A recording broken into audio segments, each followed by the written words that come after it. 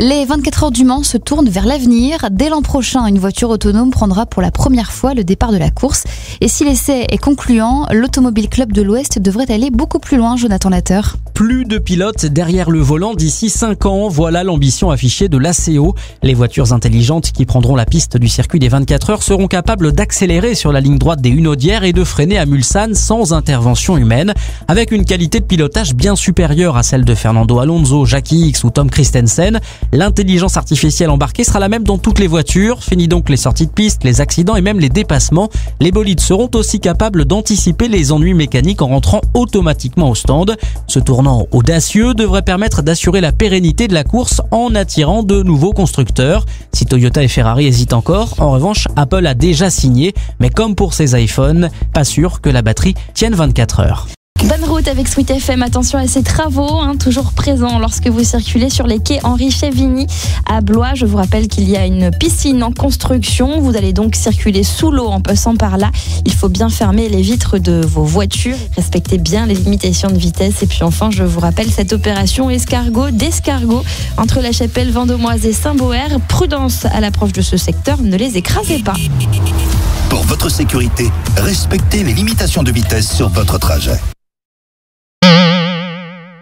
Un dauphin aperçu ce matin dans la Loire. C'est une jeune femme qui affirme avoir vu le cétacé durant son footing quotidien au niveau d'Onzin.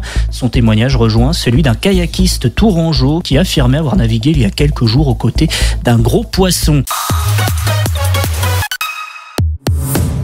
En parlant de ralentissement ce matin, respectez bien les limitations de vitesse, surtout si vous circulez sur la Nationale 12 entre Saint-Christophe-sur-Avre et Verneuil-sur-Avre. On remercie d'ailleurs Amandine pour cette information. Et je vous rappelle qu'aujourd'hui, si vous circulez en trottinette, ne dépassez pas les 130 km/h. Quelques ralentissements de Voie-Vrelay-Le Mans à Étival-et-Le Mans sur la D23, sur la D4 à Sablé ou encore de l'Aimé à Louvigny sur la D19. Et attention, aujourd'hui, vous risquez de croiser des pigeons radars qui vous survoleront tout au long de cette journée. Respectez bien les limitations de vitesse.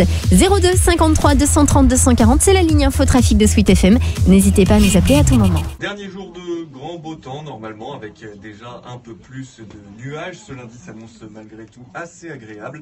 Le soleil va vite.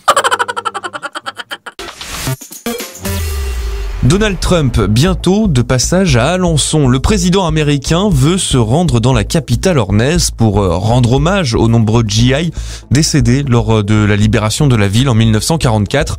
Sauf que de bataille, il n'y a pas eu, Corentin Alain. Fake news, répond le président des États-Unis. Pour Donald Trump, le scénario d'une libération d'Alençon sans qu'il n'y ait eu le moindre échange de tirs est une thèse aussi peu crédible que celle du réchauffement climatique. À contre-courant de tout ce que disent les historiens de la Seconde Guerre mondiale, Trump affirme que les combats ont fait rage des semaines durant aux portes de la capitale ornaise, avant que les Américains ne pénètrent triomphalement dans une ville à demi rasée par les bombardements.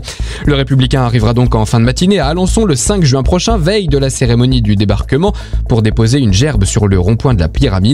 Un lieu stratégique pour lui puisqu'il se trouve tout près de la grande étendue d'herbe sous laquelle des archéologues viennent tout juste de retrouver les vestiges d'un très grand cimetière datant du Moyen-Âge. Encore fake news pour Donald Trump qui est persuadé que c'est ici qu'ont été enterrés les soldats américains qui ont péri il y a 75 ans après leur terrible débarquement sur Alençon-Plage. À la Ferté-Bernard, des ralentissements également, et puis également en Mayenne, sur Cran, sur la D25, suite à des travaux. Et puis attention, il est prévu en cette journée de lundi des licornes égarées un peu partout sur la région.